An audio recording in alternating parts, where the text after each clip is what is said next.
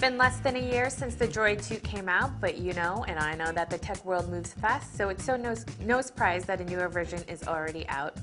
Hey everyone, I'm Bonnie Cha, Senior Editor at CNET.com, and I'm here to bring you a first look at the Motorola Droid 3 for Verizon Wireless. This is the third version, or fourth if you count the Droid 2 Global, of the Droid, and it brings some nice additions and some disappointments.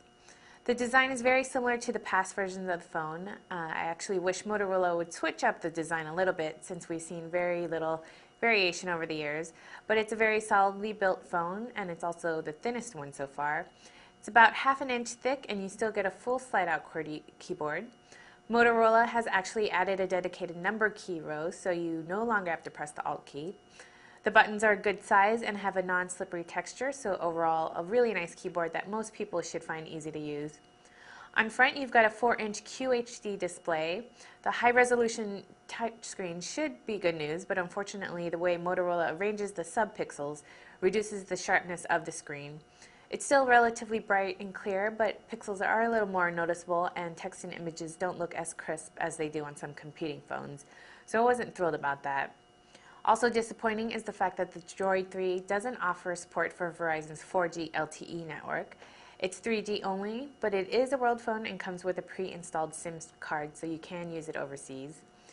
Moto also offers device and SD card encryption, remote wipe, and other security features that would be good for business users.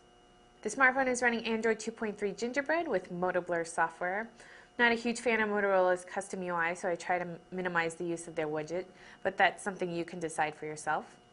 The Droid 3 gets an upgraded 8-megapixel camera and a front-facing VGA camera for video calls, and thanks to the dual-core processor, you can shoot 1080p HD video and use the HDMI port here on the left side to display content from your phone onto your HD TV.